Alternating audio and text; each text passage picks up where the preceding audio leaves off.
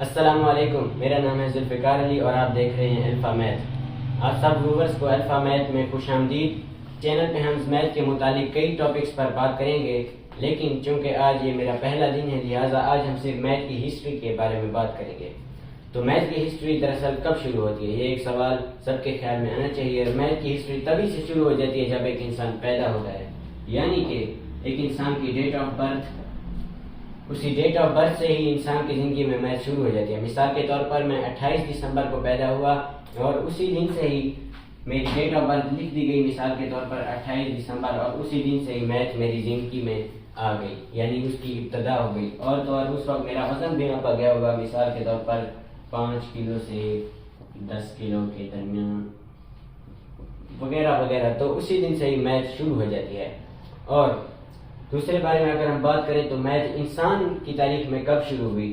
دراصل میتھ انسانی تاریخ میں تبھی شروع ہوئی جب انسان نے پہلی دفعہ اس دنیا میں قدم رکھا۔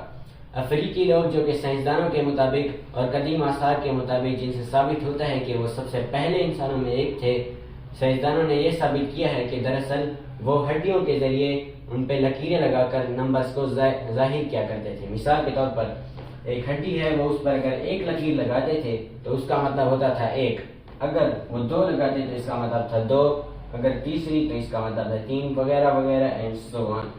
لیکن اس میں سب سے بڑی خامی یہ تھی کہ اگر کوئی بڑی ویلیو ہمیں شو کرانی ہوتی تھی تو اس میں ہمیں ٹربل آ جاتی تھی۔ مثال کے طور پر اگر ہم نے شو کرانی ہو 150 تو ہم کیسے کریں گے؟ کیا ہم 150 لکیریں لگائیں گے؟ یا تو ایک دوسرا طریقہ بھی تھا جس میں کنکروں کو جمع کر کر ایک کنکر کی ویلیو 1 مقرر کر کے اس کے مطابق کاؤنٹنگ کی جاتی تھی، لیکن اس کے لیے بھی پھر 150 کنکریں اکٹھے کرنا ایک بہت ہی لینتھی پروسیس ہے اور مجھے نہیں لگتا کوئی اس طرح سے کرے گا بھی صحیح۔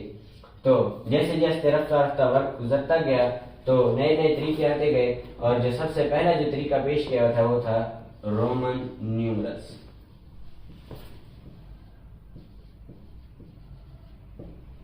تو رومن نیومرلز جیسے کہ نام سے ہی ظاہر ہے، اٹلی کا کیپٹل سٹی ہے روم، جہاں سے ایک سلطنت کھڑی ہوتی ہے، رومن ایمپائر، جو کہ تاریخ کی سب سے بڑی سلطنتوں میں سے ایک ہوتی ہے۔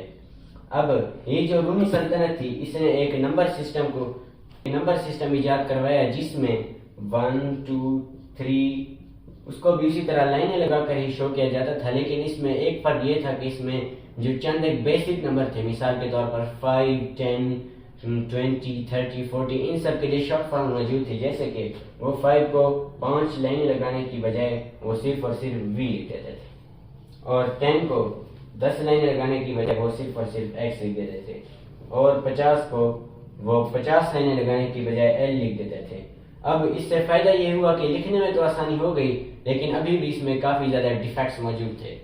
وہ ڈیفیکٹس یہ تھے کہ نہ تو اس سسٹم میں 0 موجود ہے، مثال کے طور پر اگر کوئی آپ سے پوچھتا ہے کہ آپ کے پاس کتنے پیسے موجود ہیں تو آپ اس گنتی میں نہیں بتا سکتے، کیونکہ اس گنتی میں صفر کہیں بھی موجود ہی نہیں ہے، لہذا پھنس جائیں گے۔ تو یہ اس کی ایک سب سے پہلا ڈیفیکٹ ہے۔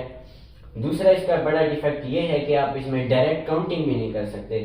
مثال کے طور پر اگر آپ لکھتے ہیں 15 + 15، اوکے، تو سیدھا سیدھا دیکھنے سے موٹے موٹے طور پر ہر کوئی یہی سمجھے گا شاید 2x ہیں تو شاید x x v v یہ ہو جانا چاہیے 30، لیکن در حقیقت رومن نیومرلز میں 30 کو اس طرح نہیں لکھا جاتا اور یہ بالکل غلط ہے۔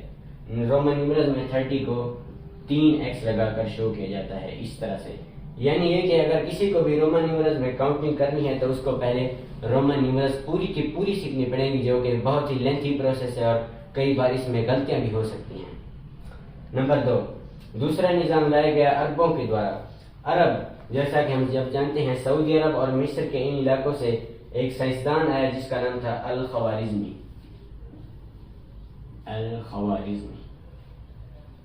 اب یہ جو الخوارزمی سائنسدان تھا، اس نے ایک نیا نظام پیش کیا جو کہ کچھ اس طرح دکھتا تھا۔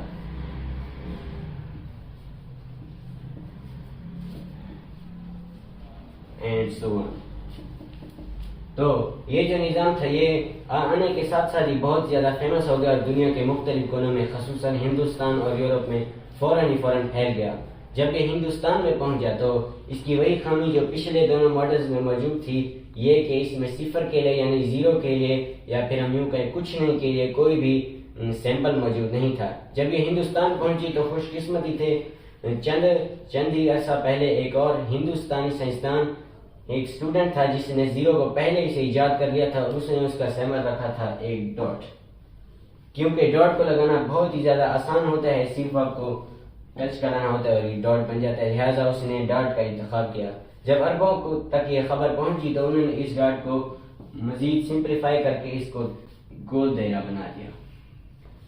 گول دائرہ کا بنانے کا ایک تو مقصد یہ تھا کیونکہ عربی میں بھی ڈاٹ استعمال ہوتا ہے، لہٰذا اس سے مس کمیونیکیشن ہو سکتی ہے، جبکہ زیرو عربی میں ایسا کوئی بھی حرف موجود نہیں تھا، جس کی وجہ سے عربوں کے لیے بھی آسانی ہو گئی۔ اور جب یہ دنیا کے دوسرے خطے میں یعنی جب یہ یورپ میں پہنچا تو یورپ والوں نے دیکھا کہ یہ آخر ٹیڑھے میڑھے کیوں ہیں، ان کو سیدھا کیوں نہیں بنایا گیا تاکہ یہ مزید آسان ہو سکے، لہٰذا انہوں نے اس کو مزید آسان کیا اور کچھ اس طرح بنا دیا، اور اسی کو آج ہم استعمال کرتے ہیں۔ کیسی لگی آپ کو ویڈیو گائز؟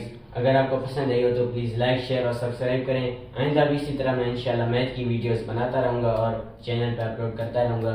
اگر ویڈیو پسند آئی ہو تو لائک شیئر اور سبسکرائب کریں۔ Thank you.